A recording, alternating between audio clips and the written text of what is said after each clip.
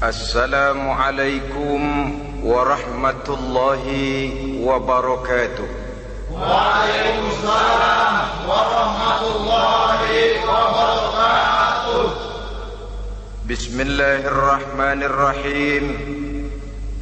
Alhamdulillahi rabbil alamin.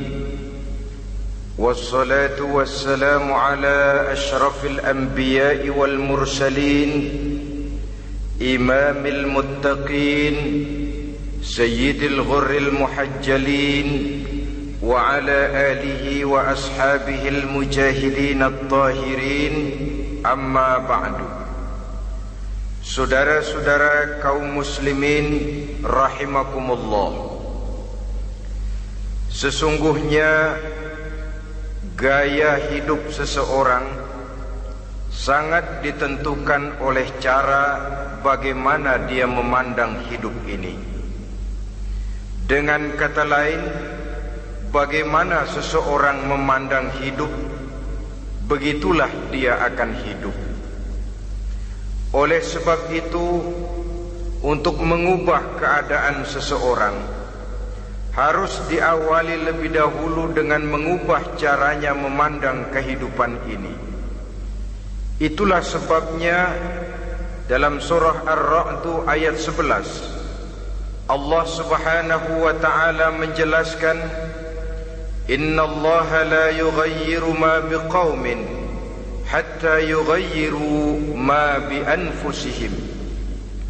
Allah Subhanahu wa ta'ala tidak akan mengubah nasib dan keadaan satu kaum sampai kaum itu berusaha mengubah apa yang ada di dalam diri mereka sendiri.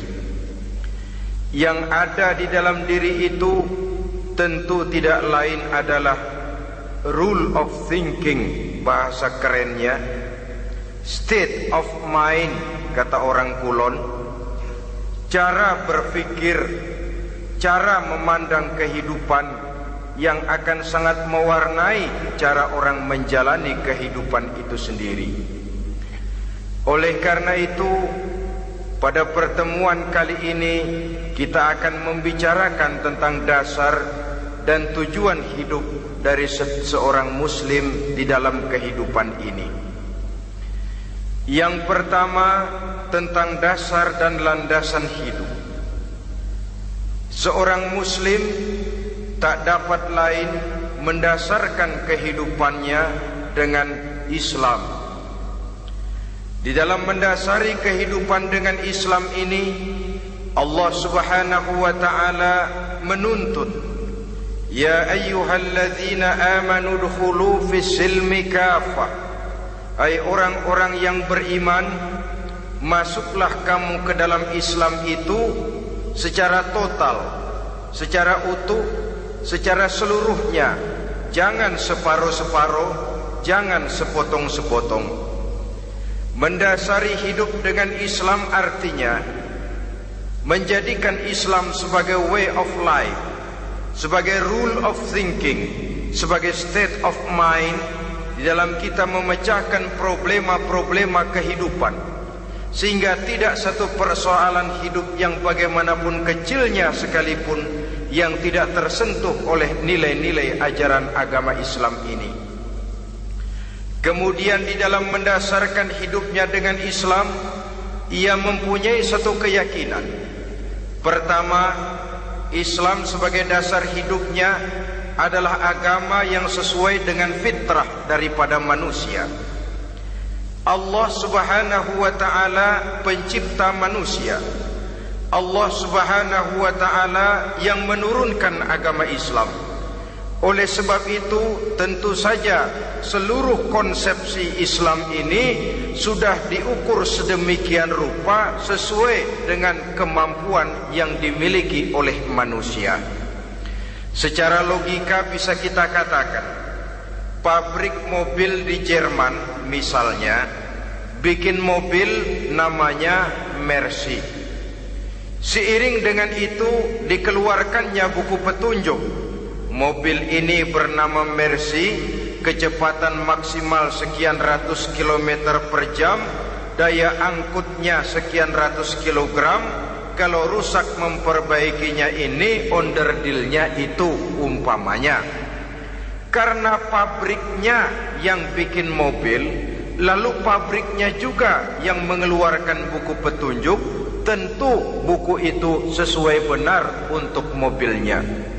Dan logika mengatakan tidak bisa kita punya mobil Mercy rusak, kita perbaiki dengan menggunakan buku petunjuk yang dikeluarkan oleh pabrik mobil Fiat. Tentu saja mobil makin rusak, acak-acakan dan tidak karu-karuan.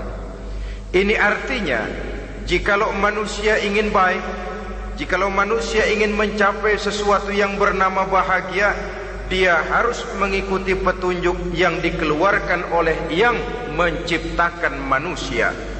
Dan petunjuk-petunjuk itu telah turun dalam satu konsepsi yang bernama Islam yang sesuai dengan fitrah manusia. Yang kedua, oleh karena keyakinannya bahwa Islam sesuai dengan fitrah manusia, ia pun berkeyakinan bahwa Islam adalah agama untuk seluruh manusia, universal.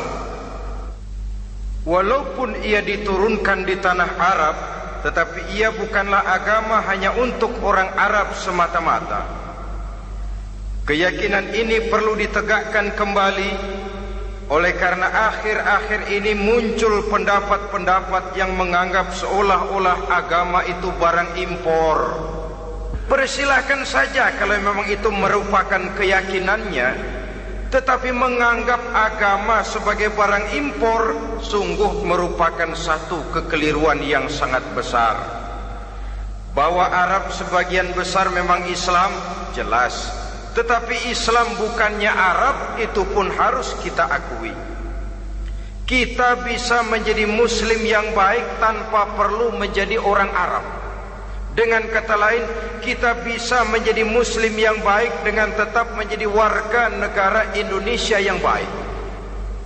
Bahwa Al-Quran diturunkan dalam bahasa Arab oleh karena memang ia turun di tanah Arab. Buktinya apa? Walaupun Quran dalam bahasa Arab, tidak satu pun ayat Quran yang ditujukan kepada orang Arab semata-mata. Tidak ada ayat ya ayyuhal arabiyun, hai orang-orang Arab. Tidak ada. Yang ada malah ya ayyuhan nas, wahai manusia. Manusia yang mana? Yang mana saja asal merasa manusia.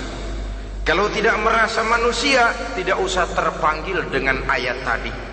Maka dalam mendasari hidup dengan Islam, kita berkeyakinan Islam adalah agama untuk seluruh manusia. Yang ketiga, di dalam mendasari hidup dengan Islam, kita berkeyakinan Islam adalah agama terakhir yang diturunkan kepada Rasul terakhir. Tidak ada Rasul dan Nabi sesudah Nabi Muhammad, dan tidak ada agama lagi sesudah agama Islam. Dasar-dasar keyakinan ini melembaga dalam pribadi kita, membentuk satu keyakinan yang mendasari kehidupan ini, sehingga tidak satu problema yang bagaimanapun kecilnya dalam kehidupan yang tidak tersentuh oleh nilai-nilai Islam. Sejak kita tidur sampai kita bangun tidur, bahkan tidur itu sendiri, dan seluruh kegiatan kehidupan yang kita laksanakan dalam 24 jam, tidak satu pun yang tidak tersentuh oleh nilai-nilai Islam. Inilah pandangan hidup Muslim. Jawaban seorang Muslim terhadap problema-problema kehidupan yang dihadapinya, yang di dalam menjawab problema itu ia Islam oriented, berorientasi kepada nilai-nilai Islam. Apa kata Islam tentang pekerjaan yang dihadapinya? Halal kata Islam, halallah dia katakan. Haram kata Islam, haram dia katakan. Islam oriented. Barometer dalam perbuatannya tidak lain daripada nilai-nilai Islam itu sendiri. Dan kemudian di dalam mendasari kehidupan dengan Islam, ia berkeyakinan Islam adalah satu-satunya agama yang benar. Bahasa kerennya, Islam is the single one, the true religion behind the God. Satu-satunya. Keyakinan ini kelihatannya subjektif, tapi memang inilah pokok daripada kehidupan beragama. Saudara-saudara kaum muslimin rahimakumullah, kalau itulah dasar daripada kehidupan kita sebagai muslim, apa yang menjadi landasannya? Kalau dasar hidup kita Islam, maka landasan hidup kita tidak lain adalah Al-Quran dan Sunnah Rasulullah Sallallahu Alaihi Wasallam.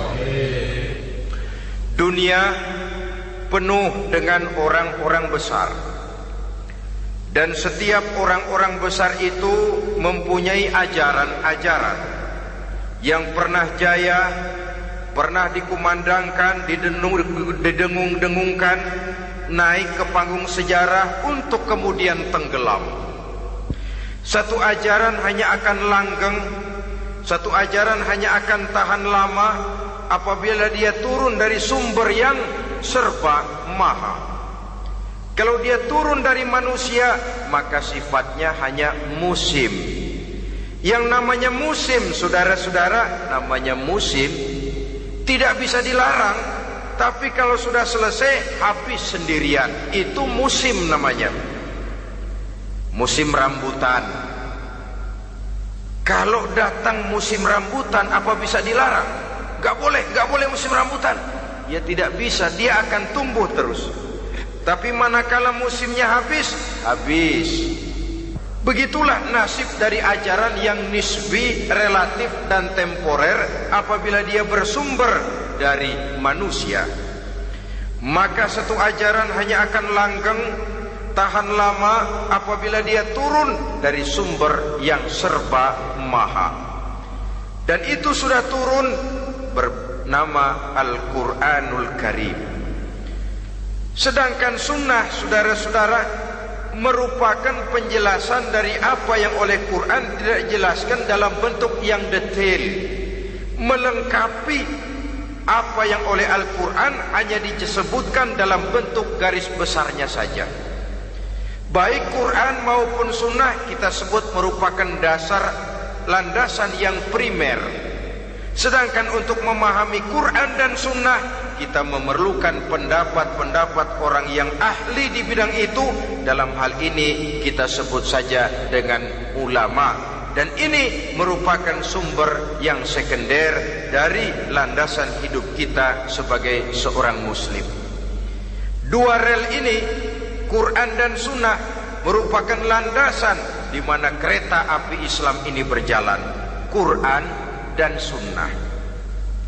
Saudara-saudara kaum muslimin rahimakumullah, oleh karenanya marilah kita menjadikan Quran dan sunnah ini sebagai imam di dalam kehidupan kita. Bukankah Rasulullah sallallahu alaihi wasallam pernah memberikan pilihan, man ja'alal Qur'ana amamahu qadahu ilal jannah wa man ja'alal Qur'ana khalfahu saqahu ilan nar. Siapa yang meletakkan Quran di depannya, dijadikannya Quran sebagai imam dan dia sebagai makmum, maka Al-Quran akan membimbing dia ke surga. Ya, surga di dunia ini, lebih-lebih lagi surga di akhirat nanti. Sebaliknya, wa man ja'alal Qur'ana khalfahu, siapa yang meletakkan Quran di belakangnya, dia belakangi ajaran dan konsepsi Al-Quran, dia tinggalkan perintah-perintah Al-Quran, maka Al-Quran yang dibelakanginya itu akan mendorong dia ke neraka. Neraka dunia, lebih-lebih neraka di akhirat nanti. Pilihan terserah kita. Jikalau kita mau menjadikan Quran sebagai imam, artinya kita menjadi makmum. Resikonya dimanapun makmum wajib ikut imam. Imam takbir, makmum takbir, imam ruku', makmum ruku', imam i'tidal, makmum i'tidal. Jikalau Quran imam kita dan kita adalah makmum, maka itu berarti jikalau ke barat komando Quran, ke barat kita pergi. Jikalau ke timur kata Quran, ke timur kita menuju. Jikalau halal kata Quran, halal kita katakan. Jikalau haram kata Quran, haram kita ucapkan. Itu resikonya kita menjadi makmum, menyusun pola hidup yang lebih Qurani. Tapi sebaliknya, ke barat komando Quran, ke timur kita pergi, ke utara kata Quran, ke selatan kita menuju. Halal kata Quran malah kita tidak mau melaksanakannya. Haram kata Quran kita senang bukan main. Artinya kita mau menjadi makmum, dan Quran kita jadikan sebagai makmum, kita sendiri malah mau menjadi imam. Kita paksa konsepsi Al-Quran itu supaya sesuai dengan naluri kemanusiaan kita, mengotak-atik hukum, menghalalkan yang haram, mengharamkan yang halal. Dikala itu landasan hidup kita sudah goyah, tidak lagi sebagai landasan tempat kita bertolak, tetapi malah menjadi satu landasan yang kita injak-injak. Sesungguhnya saudara-saudara, Quran tidak akan membawa berkah, tidak akan menjadi rahmatun wa syifaun lil mu'minin, menjadi penyembuh, menjadi rahmah bagi orang-orang beriman, apabila yang kita baca itu kita injak-injak di dalam kehidupan. Upaya menyusun hidup yang lebih Qurani ini seiring dengan usaha kita menjadi warga negara yang baik. Yang saya katakan di awal tadi, tidak saling dan tidak harus saling bertentangan. Jadi dengan demikian, dasar hidup kita sebagai muslim adalah Islam, dan landasan hidup kita tidak lain adalah Al-Quran dan sunnah Rasulullah Sallallahu Alaihi Wasallam. Ini landasan tempat kita bertolak. Ini yang mewarnai gaya kehidupan kita. Apapun yang mau kita lakukan, tempat kita bertanya lebih dahulu Quran dan sunnah. Saya mau melakukan pekerjaan ini, apa kata Quran? Saya mau pergi ke tempat ini, apa kata Quran? Saya mau berusaha dengan mengerjakan perusahaan ini, apa kata Quran? Merupakan landasan daripada kehidupan kita. Ini yang saya katakan tadi, membentuk rule of thinking, state of mind, bahwa gaya kehidupan kita diwarnai oleh landasan hidup yang bertumpu pada ajaran Al-Quranul Karim dan sunnah Rasulullah Sallallahu Alaihi Wasallam. Baiklah ya, ini yang pertama tentang dasar dan landasan hidup. Yang kedua tentang tujuan hidup. Kalau sudah ada landasan tempat kita bertolak, lalu kemana pantai yang akan kita tuju? Mau apa sih kita hidup ini? Berleha-leha, menjalani acara rutin, bangun tidur sampai tidur lagi, kemudian besok begitu lagi, sampai menunggu datangnya sang ajal? Atau ada satu tujuan yang akan kita capai di dalam kehidupan ini? Apabila kita teliti, maka Al-Quran mengajarkan tujuan hidup setiap muslim pada dasarnya ada dua. Pertama, kita sebut saja tujuan jangka pendek. Tujuan jangka pendek itu sasarannya dunia sekarang ini. Bentuknya horizontal, targetnya agar setiap pribadi muslim menjadi rahmatan lil alamin, rahmah bagi lingkungannya. Inilah yang oleh agama dinamakan hablum minan nas, yang isinya adalah ilmu dan peradaban. Jadi dunia dan seluruh isinya merupakan tujuan jangka pendek saja. Untuk mencapai tujuan jangka pendek, dunia dan seluruh isinya, unsur penunjangnya adalah pendidikan, pengalaman, atau nasib. Makin tinggi pendidikan, makin mudah menjangkau hidup. Makin banyak pengalaman, makin mudah menguasai dunia. Atau karena faktor nasib, pendidikannya tidak seberapa, pengalaman pun kadang-kadang dangkal, tapi karena nasibnya lagi hoki, kata orang sekarang, nasibnya lagi bagus, dia naik ke panggung memegang peranan. Faktor yang namanya nasib ini ada, tapi tidak bisa dijadikan sandaran untuk menjangkau dunia dan seluruh isinya. Unsur penunjangnya, pertama pendidikan, yang kedua pengalaman, yang ketiga faktor nasib. Oleh karena itu, apabila kita ingin mudah mencapai dunia, yang pertama harus kita laksanakan bagaimana menempuh satu pendidikan. Di zaman sekarang orang terangsang untuk hidup dalam pola yang oleh orang-orang priangan disebut hardolin. Saudara tahu hardolin? Itu potongan dari dahar modal ulin. Filsafat hidup yang pakaian mau bagus, makan mau enak, kerja nggak mau. Akhirnya jadilah dia penghayal kelas berat, tukang-tukang lamun kelas tinggi. Tiap hari kegiatannya ya cuma tidak terlepas dari tiga kriteria itu, hardolin. Pokoknya kalau sudah dahar modal ulin, besok ya begitu lagi, pola dari dimana orang pakaian mau bagus, makan mau senang, duit mau punya, kerja tidak mau. Kadang-kadang mau kerja tapi tidak tahu apa yang harus dikerjakan, ditambah oleh sempitnya lapangan pekerjaan. Tidak tahu apa yang harus dikerjakan, dilatar belakangi oleh tidak adanya pendidikan yang dia terima, sehingga mau kerja apa lalu bingung. Oleh karena itu, terutama buat adik-adik remaja, para pemuda, saya berpesan untuk menjangkau dunia, yang pertama harus kita jalani bagaimana membina diri, mendidik. Taruh kata drop out, putus sekolah, tapi drop out bukan halangan bagi tumbuhnya cita-cita yang mulia. Bahkan ada orang bilang many a great man starts as a newspaper boy. Banyak orang-orang besar yang memulai pekerjaannya dagang koran. Putus sekolah bukan merupakan halangan bagi tumbuhnya cita-cita yang mulia. Dan tidak sedikit orang-orang besar yang tidak keluaran perguruan tinggi.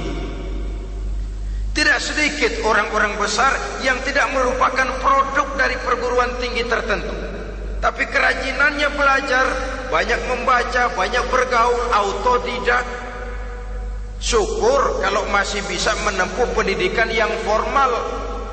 Kekurangan ekonomi, kemiskinan keluarga jangan menjadi penghalang bagi tumbuhnya cita-cita yang tinggi untuk menempuh karier pendidikan yang baik. Ini memang pahit, tapi bagaimanapun kata orang, lebih baik makan singkong beneran daripada makan roti ngimpi. Artinya jikalau memang perlu, lebih baik sekolah sambil dagang koran, nyemir sepatu, parkir mobil, daripada hardolin itu tadi. Tanpa prospek hari depan yang ada artinya. Dan pendidikan memang merupakan sesuatu yang pahit, tapi tanpa ini rasanya kita akan sulit untuk menjangkau dunia, tersisih di pojok-pojok kehidupan. Jangan lalu bilang, manusia kan rezekinya sudah dijamin oleh Allah, ayam saja ada rezekinya. Of course, tapi jangan lupa cara ayam cari rezeki dengan cara manusia cari rezeki lain. Kalau ayam cari rezeki dari tahun atu, modalnya cuma ceker sama patok. Kalau ayam mah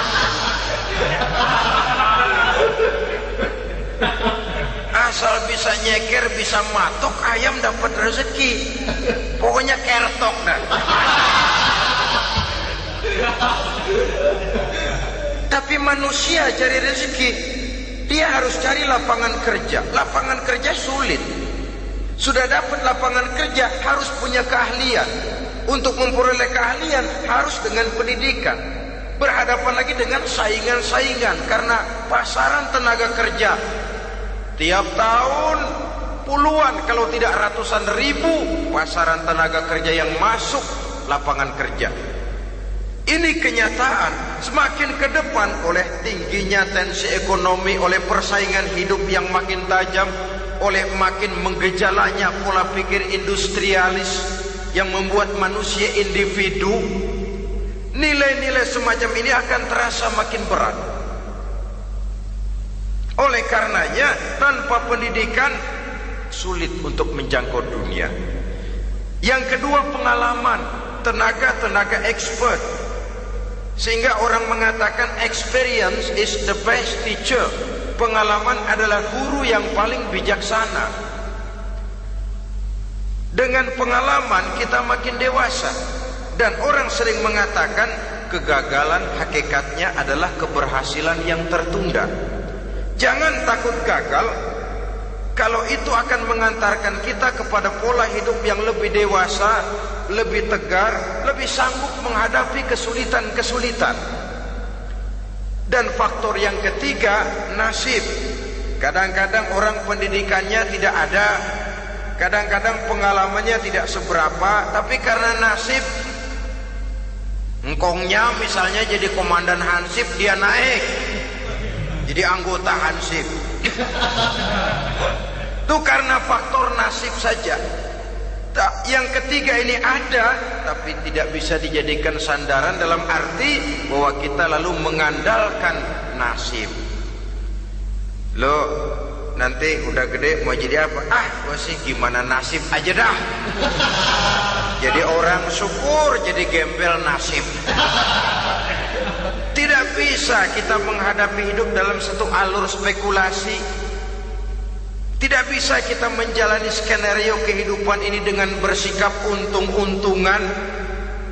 Karena kehidupan walaupun tidak bisa dipastikan, paling kurang bisa dirancang, bisa direncanakan, bisa ditargetkan, bisa dianalisa kemungkinan-kemungkinannya.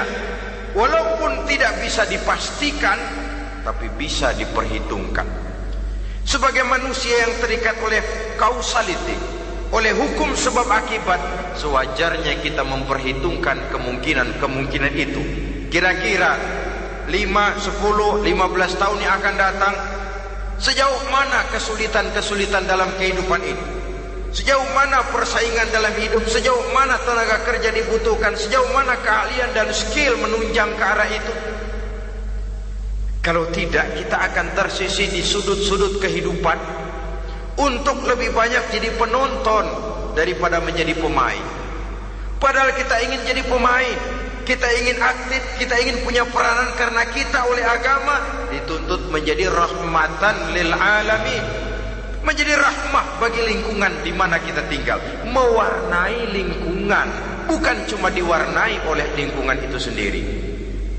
Itu tadi tujuan jangka pendek sebagai tujuan yang pertama. Yang kedua, tujuan jangka panjang. Tujuan jangka panjang ini sasarannya adalah akhirat. Bentuknya vertikal, targetnya adalah mardotillah atau ridho daripada Allah. Dan ini yang oleh agama dinamakan dengan hablum minallah, tali vertikal yang menghubungkan manusia langsung dengan Tuhannya.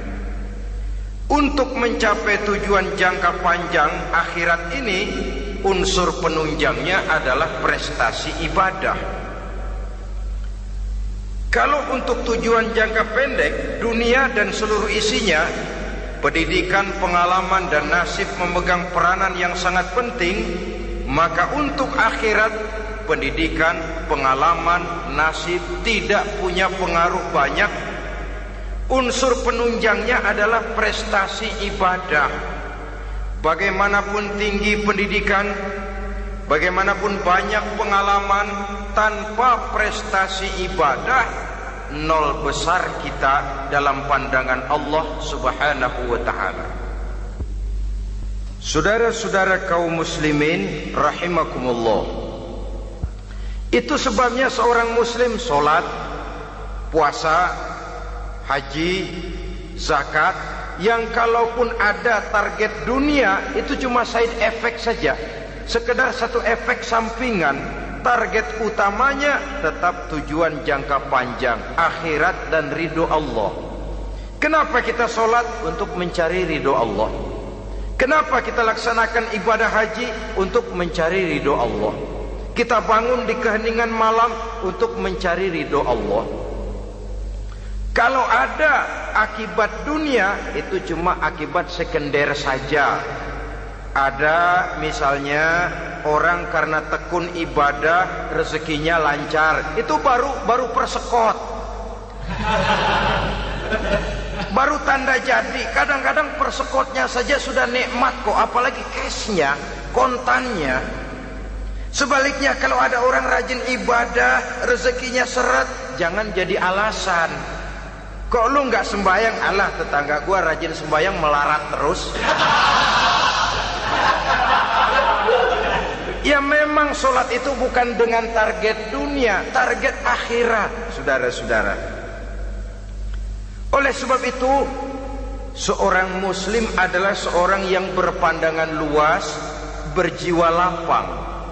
Maksudnya apa? Tujuan jangka pendek dan jangka panjang ini harus dia raih kedua-duanya. Ini yang oleh Al-Quran diajarkan agar setiap muslim mencapai fid dunya hasanah wa fil akhirati hasanah. Kebaikan di dunia, kebaikan di akhirat, itu arti hasanah. Jangan macam orang dulu, punya istri 2 pergi haji. Yang satu yang muda istrinya namanya Hasanah, yang satu namanya Khadijah. Waktu tawaf keliling Ka'bah, si suami ini nggak bisa doa apa-apa kecuali Rabbana Atina itu.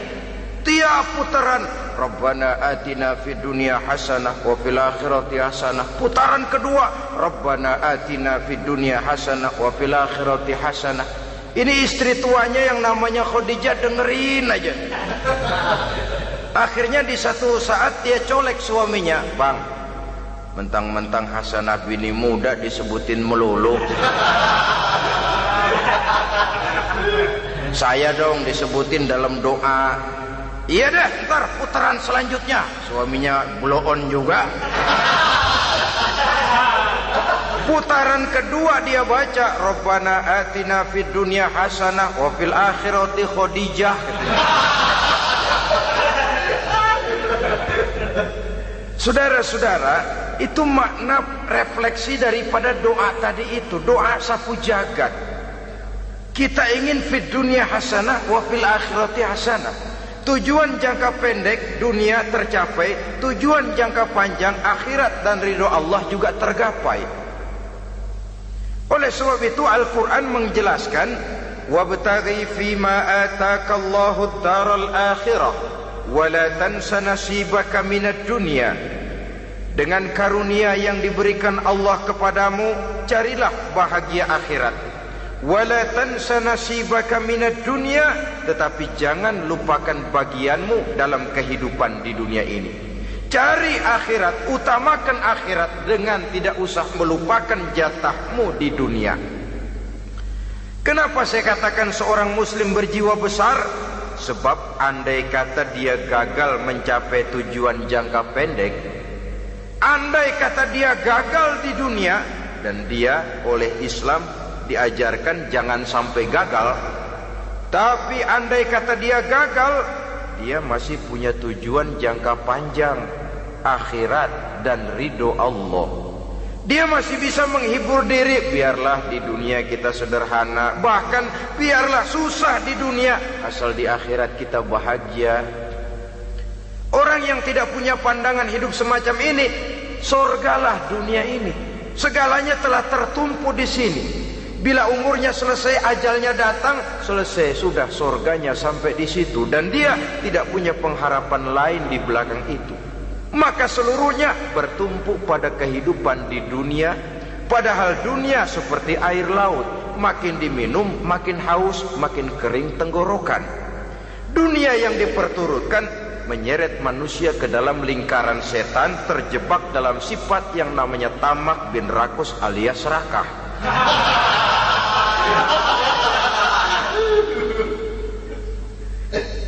Andai kata dia gagal untuk tujuan jangka pendek, dia masih punya tujuan jangka panjang, akhirat dia masih sanggup berkata, biar di dunia kita sederhana, bahkan biar kebelangsak sengsara susah di dunia, asal di akhirat kita bisa bahagia. Kan masih ada harapan. Yang paling bangpak, paling rusak betul, sudah di dunia sengsara, di akhirat celaka. Di dunia rumahnya gubuk, pinggir kali miring, asal hujan bocor, utang selebar warung. Bayang kagak, ngaji enggak, puasa enggak, saban malam merit mulu. Saudara hadirin yang saya hormati, lalu kapan mau bahagia kalau sudah di sini susah, di sana akan susah juga. Ini yang pertama, seorang muslim, seorang yang optimis, berjiwa besar, luas pandangan. Kegagalan dia dalam jangka pendek tidak menyebabkan dia melupakan tujuan jangka panjang. Yang kedua, positifnya apa? Cara dia mencapai tujuan jangka pendek diwarnai oleh keyakinan adanya tujuan jangka panjang. Dia memang benar cari harta, tapi karena dia yakin ada akhirat, Allah ridho apa tidak. Ini positifnya. Saya memang cari duit, tapi dengan cara ini Allah ridho apa tidak. Saya memang ingin berpakaian yang rapi, tapi dengan tidak menutup aurat begini, Allah ridho atau tidak. Saya memang bergaul menghormati teman, tapi terjebak dalam minuman keras karena menghormati teman, Allah ridho apa tidak. Ini orang yang punya tujuan jangka panjang. Segalanya diberikan bingkai dengan pertanyaan, Allah ridho atau tidak. Keyakinannya terhadap tujuan jangka panjang mewarnai gaya hidupnya di dunia ini, mencapai tujuan jangka pendek tadi. Mau minum, Allah ridho apa enggak ini. Mau makan, yang saya makan Allah ridho apa enggak ini. Pendeknya apapun yang mau dia kerjakan, karena dia punya keyakinan tujuan jangka panjang, dia selalu menimbang terhadap ridho Allah tadi. Jadi tanpa prestasi ibadah, kita nol besar dalam pandangan Allah. Ini nilai manusia yang hakiki di sini. Ini makna inna akramakum indallahi atqakum. Di akhirat nanti kan tidak pernah akan disidang, kamu pendidikan setinggi apa? Tidak. Gelarmu berapa renteng? Profesor, doktor? Tidak. Akhirat hanya menyidang kau sholat atau tidak, kau puasa atau tidak, kau zakat atau tidak. Diberikan kamu harta yang banyak, dari mana kau dapat, kemana kau belanjakan. Prestasi ibadah itu yang ditanya. Setinggi apa pendidikan, sebanyak apa pengalaman, no problem, tidak jadi masalah di akhirat itu. Prestasi ibadah itu yang akan kita persembahkan di hadapan Allah. Itu makna inna akramakum indallahi atqakum. Kerbau dinilai dari dagingnya, makin gemuk makin mahal harganya. Tapi ada perkutut lebih mahal dari kerbau. Perkutut itu mahalan mentahnya loh daripada matangnya. Karena harga perkutut pada suaranya. Lalu di mana harga manusia yang paling gemuk? Tidak. Suaranya, oh kalau manusia dinilai dari suaranya, barangkali Madonna nomor awal masuk surga itu. Hanyalah dengan prestasi ibadah kita bisa mencapai tujuan jangka panjang, akhirat dan ridho Allah. Nah baiklah ya, kalau sudah jelas bahwa kita punya dua tujuan jangka hidup, jangka pendek dan jangka panjang, bagaimana Islam mengajarkan kita meraih dua ini? Pada prinsipnya Islam mengajarkan sistem keseimbangan. Dalam berbagai aspek kehidupan, keseimbangan ini nampak dengan nyata diajarkan oleh agama kita. Seperti ayat yang saya bacakan tadi. Dengan karunia yang diberikan Allah kepadamu, cari negeri akhirat, tapi jangan lupakan bagianmu di dunia ini. Dalam bentuk yang lebih nyata, bekerjalah untuk duniamu seolah kau akan hidup buat selamanya, tapi bekerjalah buat akhiratmu seolah kau akan mati besok. Manifestasinya dalam kehidupan, misalnya orang kaya diperintah membantu yang miskin, tapi orang miskin dianjurkan berusaha. Jangan mengandalkan hidup kepada yang kaya, seimbang. Kamu kaya, betul Pak, bantu yang miskin. Kamu miskin, iya Pak, berusaha. Seimbang. Tuan rumah diwajibkan menghormati tamu, tamu diwajibkan tahu diri, seimbang. Jadi bagaimana kalau sudah kita bekerja di sawah, di ladang, di pasar, di kantor, anggap kita akan hidup selamanya agar timbul gairah kerja. Tapi kalau sudah sholat, anggap kita akan mati besok supaya timbul khusyuknya. Nah, titik tekannya di mana? Stresnya itu.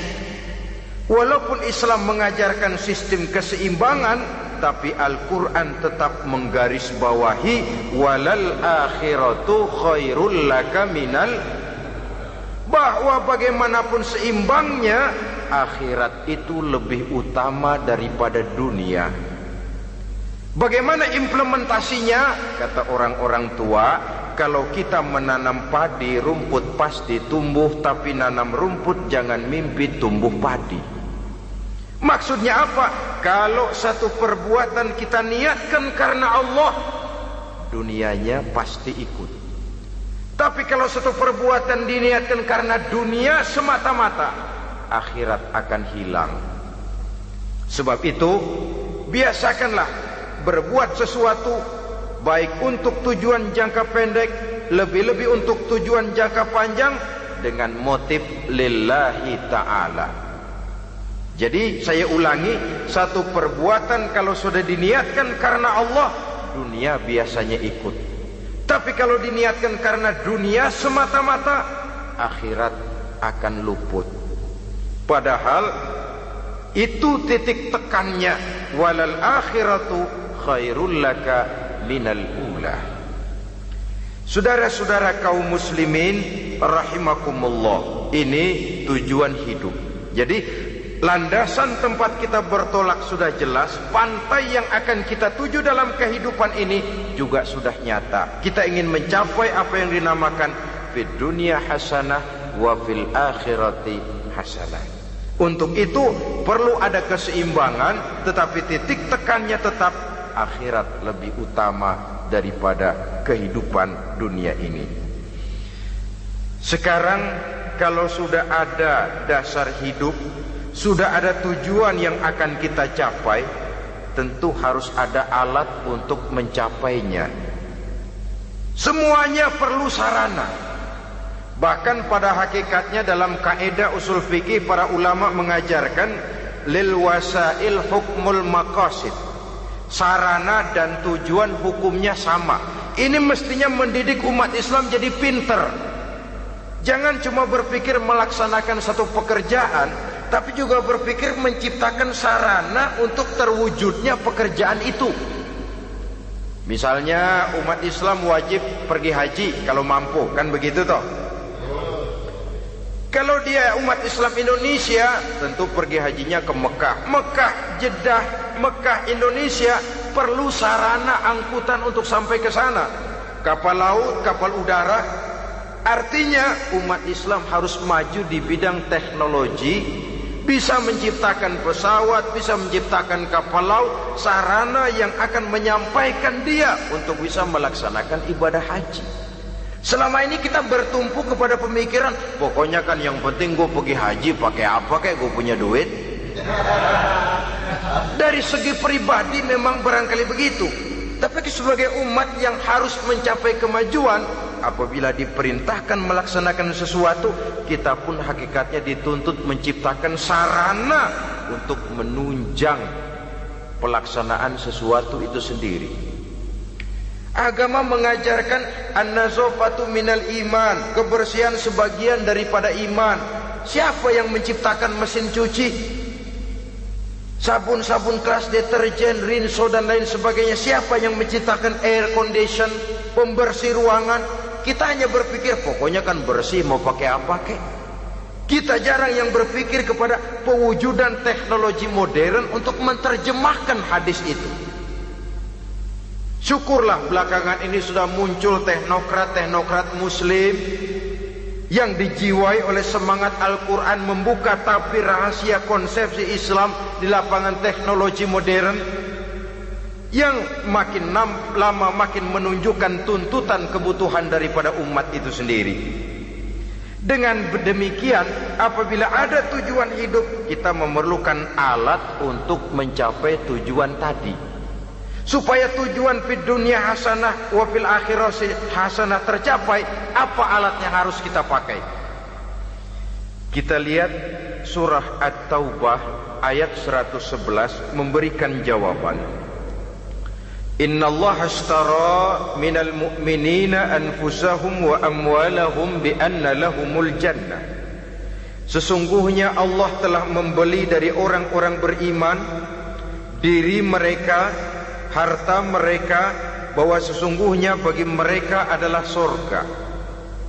Coba kita simak ayat ini sejenak, akan nampak dengan jelas bahwa ayat ini hakikatnya merupakan satu transaksi yang nyata benar antara kita dengan Allah.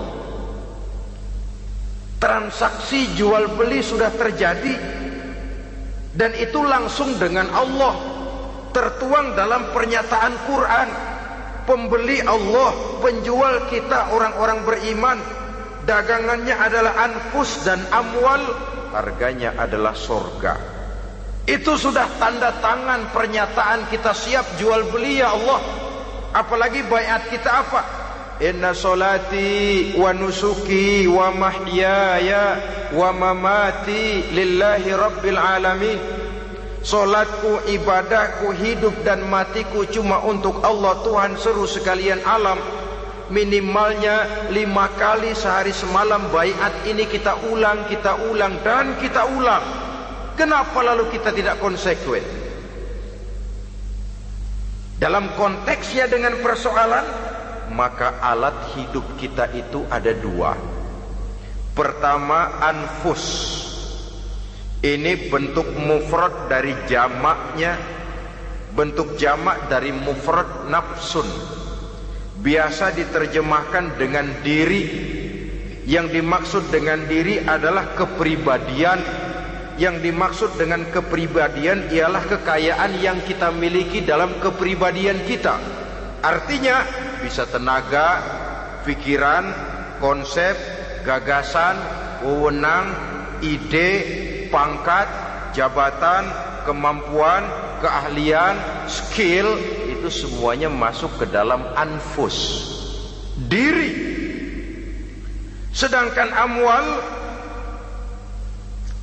bentuk jamak dari mufrad malun, biasa diterjemahkan dengan harta. Pengertian di sini ialah seluruh bentuk-bentuk materi yang berada di bawah kekuasaan kita. Bisa rumah, bisa uang, bisa tanah, bisa kebun, bisa pabrik, bisa peternakan, itu semuanya amwal. Nah, baik anfus maupun amwal, diri, tenaga kek, pikiran kek, harta kek, pangkat kek, jabatan kek, wewenang kek, keahlian kek, untuk tujuan jangka pendek harus jadi rahmah bagi lingkungan. Untuk tujuan jangka panjang harus menunjang jalan menuju ridho Allah. Jadi kalau pangkat kita menjauhkan kita dari ridho Allah, itu bukan nikmat tuh, azab. Punya pangkat bukan melakukan kebaikan, malah melakukan kejahatan, setidak-tidaknya berdiri di belakang kejahatan, melindungi perbuatan-perbuatan munkar. Dalam kelas kakap melindungi korupsi, dalam kelas teri jadi backing tukang koprok. Umpamanya itu sudah menyalahi. Alat tidak digunakan untuk mencapai tujuan. Itu untuk tujuan jangka pendek. Lalu amwal, harta, uang, tanah, rumah, kebun untuk tujuan jangka pendek harus menjadi rahmah bagi lingkungan. Sedang untuk tujuan jangka panjang, baik diri maupun harta harus menunjang jalan menuju ridho Allah, harus meningkatkan prestasi ibadah kita kepada Allah Subhanahu wa ta'ala. Malah yang namanya amwal ini tanggung jawabnya lebih berat loh saudara. Kalau saudara diberikan ilmu, sidang akhirat cuma satu. Ilmumu kau amalkan untuk apa? Saudara diberikan umur panjang, pengadilan akhirat cuma bertanya satu, umurmu kau habiskan di mana? Tapi saudara diberikan harta, pertanyaan akhirat dua, hartamu kau dapat dari mana? Kau belanjakan kemana? Dari mananya dan kemananya ditanya, depan belakang. Kadang-kadang kan ada orang hartanya didapat dari jalan yang halal, dibelanjakan di jalan haram. Kerja peras keringat banting tulang setengah mati, begitu dapat duit beli buntutan, muter-muter kertas cari kode. Didapat dari jalan halal, dibelanjakan di jalan haram. Atau didapat dari cara yang haram, dibelanjakan di jalan yang baik. Menang judi, nyumbang pesantren. Nabi mengajarkan innallaha thayyibun la yaqbalu illa thayyib. Allah itu baik dan hanya menerima yang baik-baik saja. Tidak bisa mencuci kain dengan air najis. Kain akan tetap kotor. Saudara-saudara kaum muslimin rahimakumullah. Oleh karenanya masalahnya terpulang kepada kita, pandai-pandailah membagi orientasi. Suatu saat tenggelam kita dalam kesibukan dunia dan seluruh isinya untuk mencapai tujuan jangka pendek. Lain saat tenggelam kita memfanakan diri untuk mencapai tujuan jangka panjang, akhirat dan ridho Allah. Karena kehidupan ini bukan berjalan tanpa batas. Umur ini bukan satu karunia tanpa pertanggungan jawab. Satu saat setuju atau tidak, rela atau terpaksa, kita akan sampai kepada garis finish daripada perjalanan kehidupan dunia ini, yang memang merupakan satu perjalanan panjang, a walking tall. Kata orang Kulon, a walking tall, satu jalan yang demikian jauhnya. Entoh kita akan sampai ke garis finish. Bila datang ajal, senja kehidupan datang, malam menyelimuti. Datangnya tidak pernah kita sangka, tapi sekali dia datang, tidak satu kekuatan yang bisa menolak. Kehadirannya tidak pernah kita harapkan, tapi satu kali dia datang bertamu, pasti terjadi. Dan itu pasti akan kita temui. Alangkah malangnya pada saat kembali itu datang, kita tidak punya prestasi ibadah. Lalu apa artinya prestasi dunia? Apa artinya tujuan jangka pendek kalau kita harus kehilangan tujuan jangka panjang? Rumah kita yang besar, pangkat kita yang tinggi, harta kita yang banyak, bisakah menolong kita untuk kalau sudah kumpul di padang mahsyar nanti? Malaikat, jangan gebugin saya, rumah saya harga 2 miliar.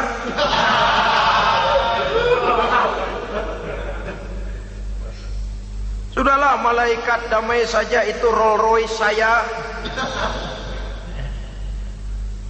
Pakai saja malaikat, pakai. Kata malaikat, gue budak, gue gak butuh gituan. Hanya prestasi ibadah yang bisa menyelamatkan kita pada kondisi semacam itu. Jadi oleh karena itu saudara-saudara, biar di dunia ini rumah kita besar, mobil bagus, uang banyak, pabrik ada, usaha lancar, asal di akhirat masuk surga aja, gak apa-apa. Daripada di dunia sengsara, di akhirat neraka, senangnya kapan? Sudah di sini sengsara, di sana kebelangsak. Itu yang orang-orang tua bilang lacur kuda namanya. pelan dipecut, kenceng digentak, setengah mati, serba salah. Kuda kalau bisa ngomong, gue setengah mati, serba salah. Pelan dipecut, kekencengan ditarik, itu yang namanya lacur kuda begitu. Serba salah posisinya. Untuk itu pandai-pandailah membagi orientasi supaya tercapai tujuan ideal ini, fid dunya hasanah wa fil akhirati hasanah. Ini tentang tujuan hidup. Nah, untuk mencapai tujuan ini kita tidak berjalan sendiri. Kita perlu teman hidup. Di samping teman hidup ada pula lawan hidup. Siapa teman hidup kita untuk mencapai tujuan hidup ini? Dalam arti sempit, teman hidup kita suami istri yang taat kepada Allah. Suami istri lebih dari sekedar satu pasangan, juga saling melengkapi, merupakan bagian daripada kehidupan. Suami adalah teman istri, istri adalah teman suami untuk mencapai tujuan hidup tadi, mencapai fid dunya hasanah wa fil akhirati hasanah. Seiring, seirama, selaras, serasi, seimbang, kata orang sekarang. Teman dalam arti sempit.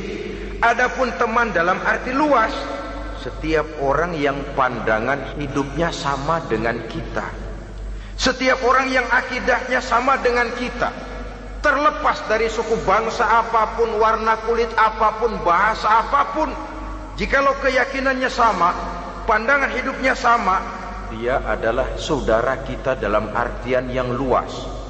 Islam tidak kenal teritorial, maka tidak ada itu Islam Jepang. Ya walaupun secara formalnya ada, tapi informal Muslim adalah Muslim, diikat dengan akidah. Itu teman hidup. Lalu lawan hidup siapa? Pertama iblis, dalam segala bentuk dan implementasinya. Yang kedua, setiap orang yang pandangan hidupnya tidak sama dengan kita secara ideologis, itulah lawan hidup kita. Maka yang teman jadikan teman, yang lawan jadikan lawan. Jangan teman dijadikan lawan, lawan dijadikan teman. Itu namanya kopiah dipasang di kaki, pak bakyak naik ke jidat. Wajar kalau kepala lalu jadi benjol. Salah milih teman, salah cari lawan. Salah milih teman, salah cari lawan. Akibatnya kita yang akan susah di kemudian hari nanti. Saudara-saudara kaum muslimin rahimakumullah, oleh karenanya pandai-pandailah dalam hidup ini. Yang teman jadikan teman, yang lawan jadikan lawan. Kalau lawan kita jadikan teman, sementara teman kita jadikan lawan, dan itu yang banyak terjadi dalam praktek kehidupan, kita tidak akan bisa mencapai tujuan, karena akan tertarung di kaki sendiri. Nah, ini sajalah yang kita bicarakan pada pertemuan kali ini. Mudah-mudahan ada manfaatnya. Terima kasih atas segala perhatian. Mohon maaf atas segala kekurangan. Usikum wa nafsi bitaqwallah. Wassalamualaikum warahmatullahi wabarakatuh. Waalaikumsalam warahmatullahi